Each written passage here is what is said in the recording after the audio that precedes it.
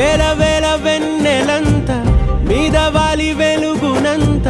మోయమంటే నేను ఎంత రే చిన్ని గుండె ఉన్నదెంత హాయి నింపి గాలినంత ఊదమంటే ఓ పేరెంత రే